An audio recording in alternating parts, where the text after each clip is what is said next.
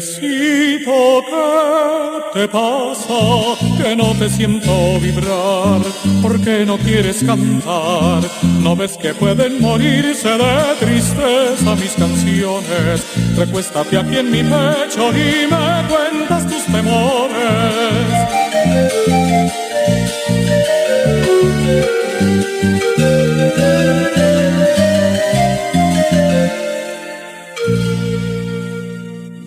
Comprendo tu silencio, te hicieron desafinar los males de la ciudad al ver que se está perdiendo. Eu sou o Henrique Cases. Eu vou traçar um breve histórico do cavaquinho brasileiro, começando em suas origens, lá em Portugal. O cavaquinho, um instrumento que nasceu em Braga, no norte de Portugal, e se espalhou primeiro pelo território de Portugal, foi a Lisboa, Coimbra, outras cidades importantes, e foi levado também para os territórios ultramarinos de Portugal, como o arquipélago dos Açores e a Ilha da Madeira. Sendo um instrumento portátil, fácil de carregar, e os portugueses, intrépidos navegadores, exploradores, colonizadores, eles foram levando o cavaquinho, espalhando o instrumento pelo mundo. Levaram para Jacarta, na Indonésia, levaram para Goa, na Índia, para a África. Da Ilha da Madeira, o instrumento foi até o Havaí e lá virou o ukulele, né, que a gente conhece hoje em dia, mas tudo começou com o cavaquinho. E o cavaquinho que fez essa viagem pelo mundo não era um instrumento sofisticado como esse dos dias de hoje. Vou mostrar para vocês. O cavaquinho que saiu do norte de Portugal para o mundo é um instrumento como esse aqui, bastante rudimentar. Um instrumento de escala rasa, né, que vocês podem ver, ele não tem tudo no mesmo nível, que é para ser tocado com um rasgueado, né?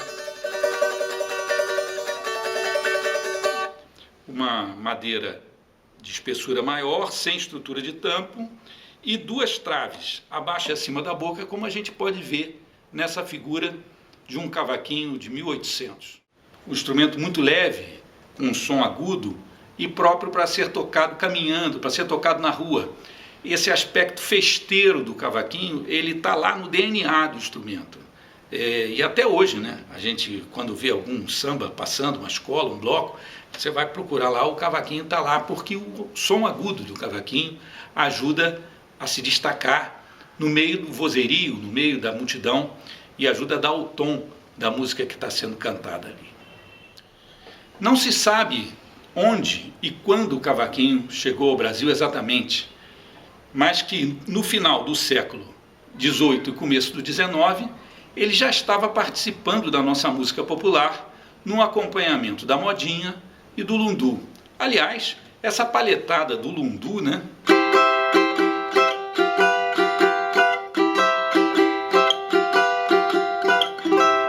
ainda vai servir para muita coisa, como a gente vai ver mais adiante. Em 1870, no Rio de Janeiro, surgiu a música dos Chorões, e nela o cavaquinho encontrou um papel de destaque. Esse papel de acompanhamento que o instrumento fazia junto dos violões, acompanhando os solistas de flauta, de clarinete, de trompete, era muito dificultado, porque era uma espécie de disputa. O solista queria tocar algo mais difícil para derrubar o acompanhador, e o pessoal tinha que ser bom de ouvido e conseguir acompanhar as modulações, né, e as surpresas que o solista preparava sem deixar cair o acompanhamento. Em torno de 1906, surgiram as primeiras gravações com cavaquinho em grupos de choro, em trios, formados por violão, cavaquinho e um instrumento solista, flauta, clarinete principalmente. Esses grupos, né, eles vão também ser usados como base para os lançamentos na década seguinte dos primeiros sambas, né? Um samba que era muito diferente, era um samba meio machixe. Se a gente ouvir a gravação do Pelo Telefone, né, aquele grande sucesso de autoria do Dong e do Mário de Almeida, que é considerado o marco do surgimento do samba, se a gente ouvir bem o cavaquinho está fazendo...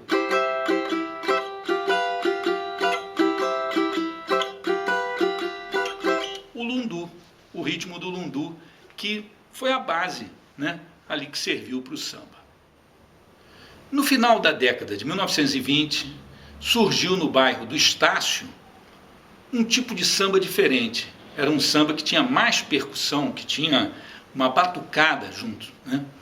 E para acompanhar esse samba, teve que se reinventar aquela formação do grupo de choro. E essa formação, agora contando com a percussão, com o pandeiro, com o tamborim, o ganzá, né, de um lado, e os violões, mais de um normalmente, do outro. E esse grupo tinha como elo de ligação, né, capaz de fazer essa função de juntar os sons da percussão com das cordas, de juntar o ritmo com a harmonia, o cavaquinho. E o cavaquinho passou então a ser o próprio estruturante do acompanhamento de samba. O primeiro cavaquinista a se destacar nessa fase foi Valdiro Frederico Tramontano, o canhoto. O canhoto tinha uma característica muito importante como cavaquinista, porque ele tocava, né, invertendo o cavaquinho, mas sem trocar a ordem das cordas.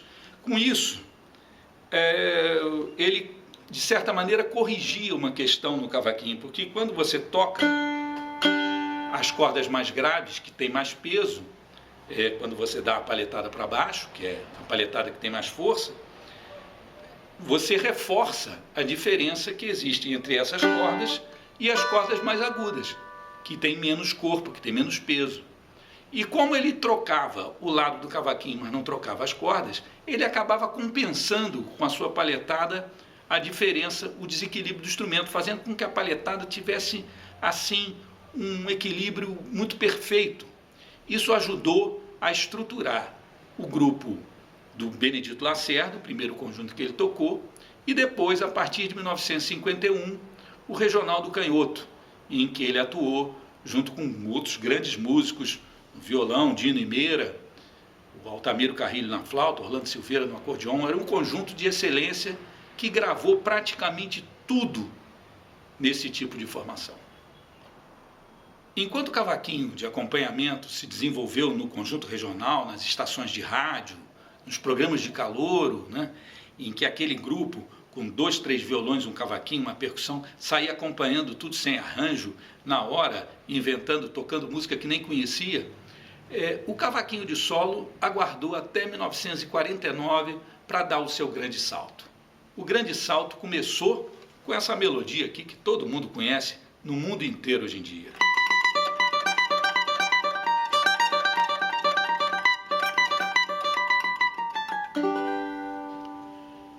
Foi em maio de 1949 que o Valdir Azevedo lançou o seu primeiro disco com esse brasileirinho e fez um sucesso danado. Ele mudou completamente a percepção que as pessoas tinham a respeito do cavaquinho. Ele revelou ao mundo possibilidades que nem se imaginava que o instrumento tinha como instrumento solista. E para que ele fizesse isso, foi necessário que o instrumento dele fosse diferente. O instrumento do canhoto já era um pouco mais aperfeiçoado, mas ainda não tinha, como o do Valdir, uma estrutura de leques harmônicos. Essa estrutura permitiu usar um tampo de madeira mais fino, dando mais corpo, mais grave e mais sustentação ao instrumento. Isso normalmente para o acompanhamento não seria de grande utilidade, mas para a expressividade do solo fez toda a diferença. E o Valdir fez tanto sucesso que todos os cavaquinistas quiseram tocar com um tipo de instrumento que ele usava. Isso vai mudar a maneira de tocar o acompanhamento do cavaquinho. Quando todos passaram a usar cavaquinhos parecidos com o do Valdir, com leques harmônicos e com sustentação, foi necessário alterar a técnica do acompanhamento, fazendo com que pudesse controlar a duração do som, afrouxando um pouquinho os dedos que apertam a corda. Olhem só.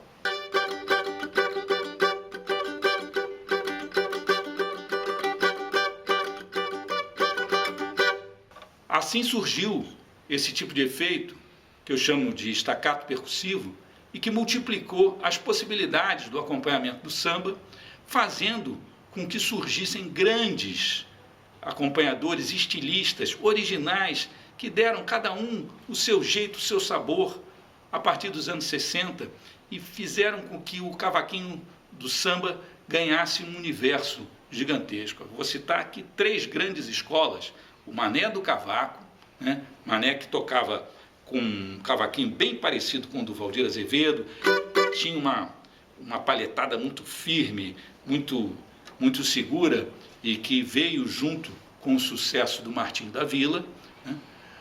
O Carlinhos, do conjunto Nosso Samba, que teve grande destaque nas gravações da Clara Nunes.